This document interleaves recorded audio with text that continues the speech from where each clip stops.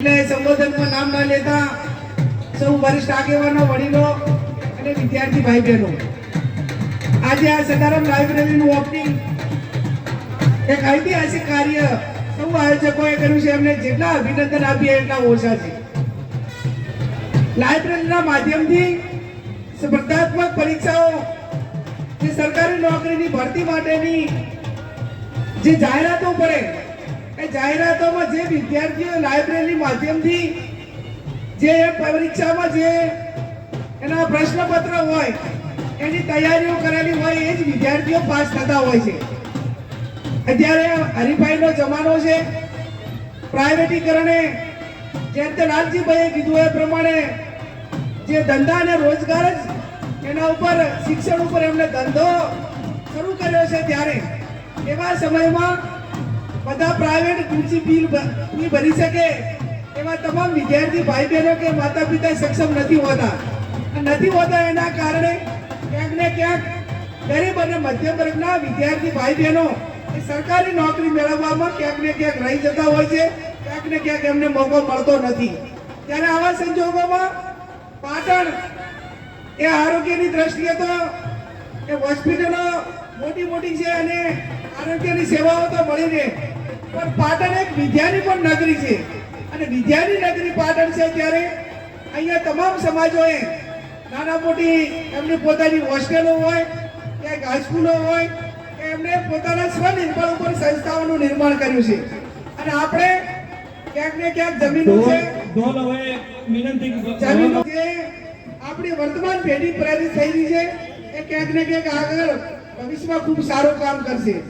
ત્યારે હું આપ સૌને વિનંતી કરું છું કે શિક્ષણ, સંસ્કાર, સંપત્તિ, સત્તા આ બધું એક જગ્યાએ નથી હોતું. એમાં પણ વિભાજન હોય છે. ધારો કે સંપત્તિ હોય કે સત્તા હોય એ માણાનો ચડાવ ને ઉતાર, સમય ને સંજોગો હોય છે. પણ શિક્ષણ અને સંસ્કાર, શિક્ષણ અને સંસ્કાર એ પોતાનો વ્યક્તિગત, પોતાની વ્યક્તિગત એ પોતે જે રીતે ભવિષ્ય બનાવીને સંપત્તિ અને સત્તા એના માધ્યમથી મેળવી શકે છે. એટલે આપ સૌને મારી વિનંતી છે, આજ સવારે હું ચૌધરી સમાજનો એક આર્ટ્સ, કોમર્સ, સાયન્સ અને નર્સિંગમાં આજે ગઈ હતી. એમને 4 સમાજમાંથી 2 દાતાઓએ 2.5 કરોડનું દાન આપ્યું. હું અહીંયા આવવાનું આજે એ લોકો, હું માનું છું શિક્ષણ માટેની વાત આવે તો 10-15 કરોડ એક જ દિવસે એક જ જગ્યાએ ભેગા કરી શકે છે. અને જો આપણે જનસંખ્યામાં ભલે ખરાબ હોઈએ પણ શિક્ષણને વિનંતી છે કે આપણી જે મગજમાં એવા માનસિક વિચારો ભરેલા છે અને એક એવું ફાઉન્ડેશન, એક આપણા ડીએનએમાં મળેલું છે કે આપણે તો મંદિરો બનાવો તો જ આપણું ભલું થાય. જો પ્રતિષ્ઠા કરવાની હોય તો ઠાકોર સમાજમાં આમ નાનું ગામ હોય ને, અહીંયા દિયોદર તાલુકાના સુરાણા ગામે ઠાકોર સમાજની પ્રતિષ્ઠા હતી. હવે હું માનું છું ત્યાં સુધી એકદમ ઓછામાં ઓછો સમાજ એ ગામની અંદર 70% બીજા સમાજ છે અને 10 કે 15% ઠાકોર સમાજ છે.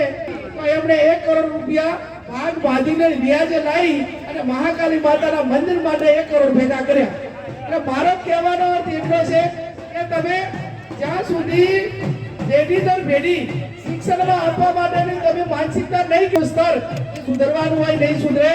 એનું કારણ કે આપણા મહાત્મા દેવી દેવતાઓ 84 ના ખાતાવાળા, અંધશ્રદ્ધા, ભુવા ને પાવડિયા, એના એમ વૈભવી દાન, એકાબીજાના દેખાદેખીના ખર્ચા, આમાંથી સમાજ બારી નહીં નીકળે ત્યાં સુધી આ સમાજના શિક્ષણમાં જે આપણે પરિણામ લાવવું છે એ પ્રમાણે લાવી શકશું નહીં. આજે આપણે કિરીટભાઈ આપણી વચ્ચે બતાડ્યા છે.